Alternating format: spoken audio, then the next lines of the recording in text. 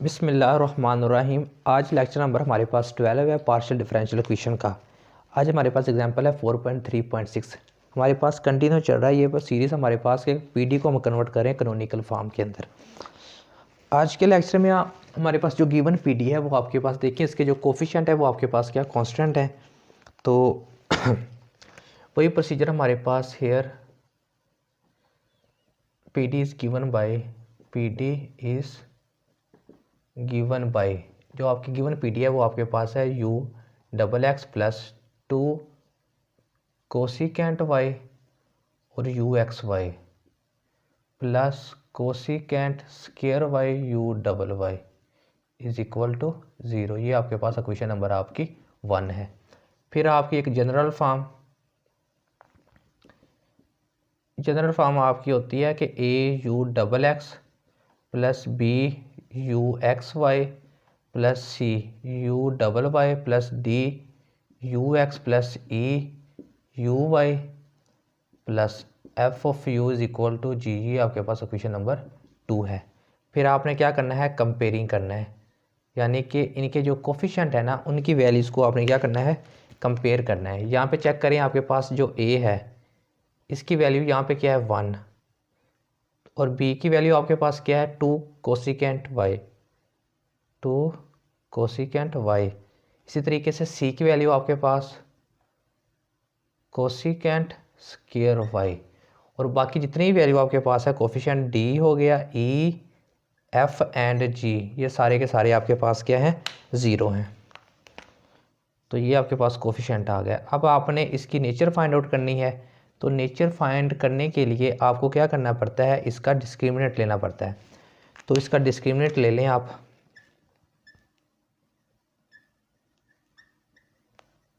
Discriminant is given by, तो आपका discriminant का फार्मूला क्या है, b² minus 4ac। b² minus 4ac। चले अब b² माइनस 4ac जब आप करेंगे, इसकी वैल्यू पुट करें यहाँ पे, तो आपके पास इसका रिजल्ट होगा फाइनल। b की वैल्यू आपके पास क्या है 2 कोसिकेंट स्क्वायर y, इस सारे का स्क्वायर, माइनस 4a आपके पास है नहीं 1 है, और c की वैल्यू आपके पास क्या है कोसिकेंट स्क्वायर y। तो ये आपके पास आ जाएगा 4 cosecant square y minus 4 cosecant square y। तो ये दोनों कैंसिल होकर आंसर आपके पास क्या आ गया 0। यानी जो आपके पास गिवन पीडी है वो आपके पास क्या है, पैराबोलिक है। तो given PD is parabola, given PD आपके पास पैराबोला है। अब आपने क्या फाइंड करनी है, इसकी characteristics equation. The characteristics equation इसकी क्या होगी आपके पास, dy by dx b plus minus b² minus 4ac over 2a। ये तो आपके पास सारे के सारा 0 है, यानी कि b/2 इसकी असल फॉर्म आएगी, यानी कि dy बाई dx। b की वैल्यू आपके पास क्या है 2 कोसिकेंट y ओवर 2a की वैल्यू आपके पास क्या है 1। तो 2 से आपका 2 कैंसिल, तो dy बाई dx आपके पास क्या आ गया कोसिकेंट y। क्योंकि पैराबोलिक में आपके पास एक ही आपको कर्व मिलती है, दूसरी आपको ईटा लेट करनी पड़ती है। ये आपके पास क्वेश्चन नंबर आपकी 3 है। तो इसको सेपरेशन बाय वेरिएबल से सोल्व करें, तो कोसिकेंट y इंटू dx, तो इंटीग्रेशन करें, तो इसको आप क्या करें, अब चेंज कर लें 1 over cosecant y into d y, ये आपके पास dx है। तो कोसिकेंट y आपके पास होता है साइन y के और डी वाई के। अब इसकी इंटीग्रेशन कर लें, तो साइन की इंटीग्रेशन क्या होती है minus cos y is equal to x plus c1। तो इसको इधर ले जाएं, या आप इसको इधर ले आएँ, इसको इधर ले आएँ, तो ये c1 आपके पास आ जाएगा x प्लस कोस y। क्योंकि ये इधर आके माइनस c1 बनेगा ना, ये इसको मैं c डैश रख लेता हूँ, ये माइनस c1 डैश, तो ये कांस्टेंट है, इसका नाम हम c1 रख लेते हैं x प्लस कोस वाई, तो ये आपके पास कर्व C1 आ गई। तो जो दूसरी होंगी उसको हम लेट करेंगे हमारे पास, यानी कि C2 जो हमारे पास है ना वो y है। तो अब हमने न्यू वेरिएबल इंट्रोड्यूस करने हैं अल्फ़ा एंड बीटा। तो C1 को आप कह दें कि ये आपके पास जाई है, तो ये x प्लस कोस वाई और ईटा आपके पास बराबर होगा y के। दो न्यू वेरिएबल आपने इंट्रोड्यूस करवाए थे जाई एंड ईटा के कैनोनिकल फॉर्म के, वो आपके पास ये रिजल्ट आ गया। अब आपने क्या करना है, इस जाई एंड ईटा की आपने इसके डेरिवेटिव लेने with respect to x and y। तो यहाँ से ले लें कि आपके पास जो अल्फ़ा x है, अल्फ़ा कीमत आई है आपके पास किसके बराबर, अल्फ़ा नहीं सॉरी जाई आपके पास बराबर है x प्लस कोस वाई। इसका जाई का विद रिस्पेक्ट टू x 1 निकलेगा, डबल x 0 निकलेगा, x का y के हिसाब से 0, इसका y निकल आएगा माइनस साइन y, फिर इसका डबल y निकलेगा माइनस कोस y। तो अब इसी तरीके से आप ईटा के फाइंड आउट कर लें। ईटा आपने लिया हुआ है y के बराबर, यहाँ से y भी ले सकते हैं x भी ले सकते हैं, आपकी मर्जी है। वो जैकोबियन की डिटर्मिनेंट आपके पास क्या हो, नॉन सिंगुलर हो।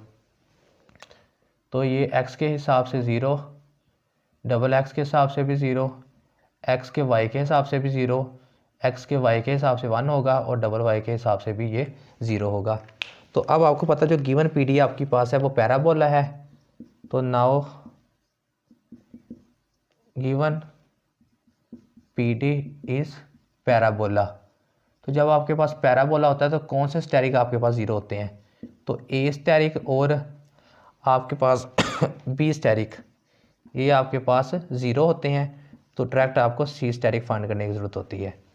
तो सी स्टेरिक का फार्मूला आपके पास क्या है कि ए, यहाँ पे अब ईटा आएगा, ईटा एक्स का स्केयर, बी ईटा एक्स और ईटा वाई, फिर सी ईटा वाई का स्केयर। तो यहाँ से देखिए अब आपके पास ईटा की वैल्यू आपके पास कौन सी है, वाई की जस्ट वैल्यू है यहाँ से।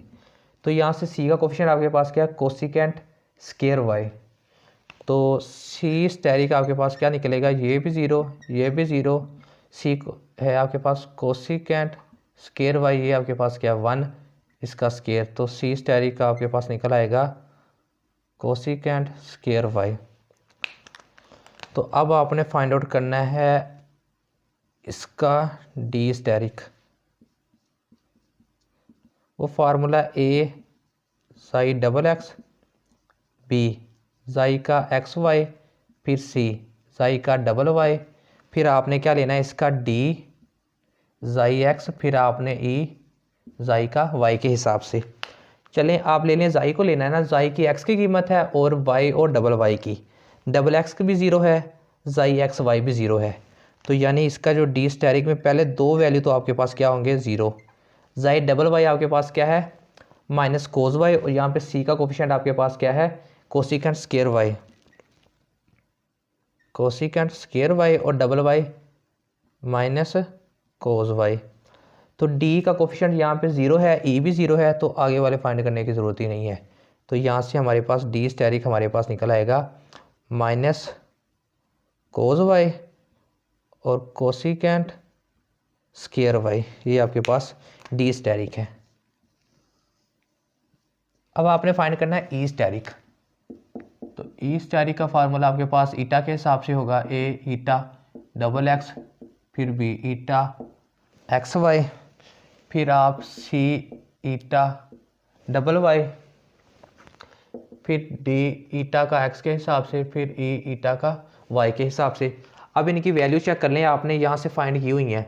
ईटा की जस्ट वाई की वैल्यू है, यहाँ पे ईटा वाई पुट होगा, लेकिन यहाँ पे हमारे पास ई का कोफिशिएंट क्या 0 है, इस वजह से हमारे पास जो ई स्टेरिक निकलेगा वो इसका आंसर 0 निकलेगा, क्योंकि ये सारी की सारी वैल्यू आपके पास 0 है। अब आपने फाइंड करना है इसका एफ स्टेरिक। एफ बराबर होता है एफ के, यहाँ से जी स्टेरिक बराबर होगा जी के।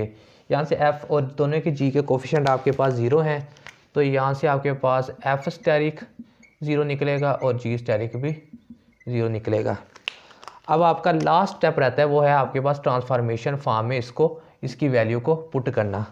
तो यहाँ से उसकी ट्रांसफॉर्मेशन फॉर्म लिख लें पहले। Transformation of canonical form.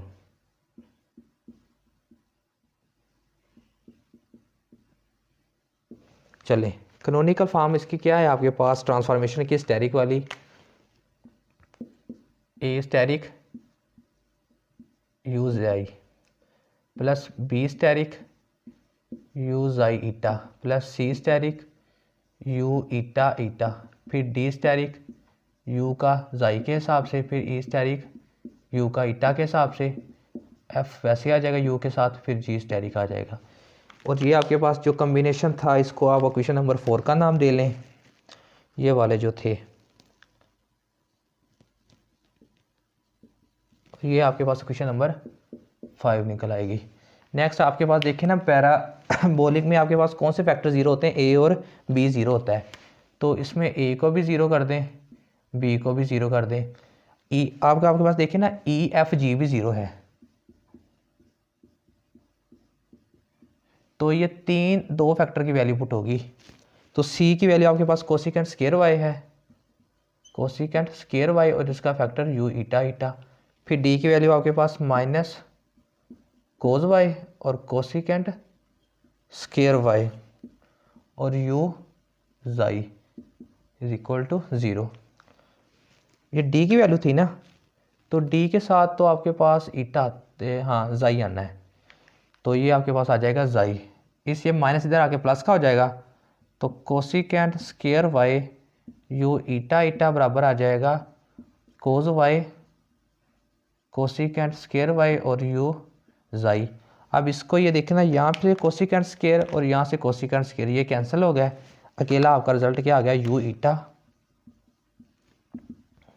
Cosecant y cos y और आपके पास यू जाई। लेकिन यहाँ पे वाई आ रहा है, वाई को रिप्लेस कर दें आप ईटा के साथ यहाँ पे, तो यहाँ पे आपके पास जो ईटा की वैल्यू है वो क्या है, वाई के बराबर आपने पुट किया था, तो यहाँ पे पुट करें आपके पास सारी की सारी कैनोनिकल फॉर्म यू जाई ईटा में आ जाएगी, तो कोज ईटा यू जाई, ये आपके पास इसकी फाइनल कैनोनिकल फॉर्म आ गई आपके पास, सिंपलेस्ट।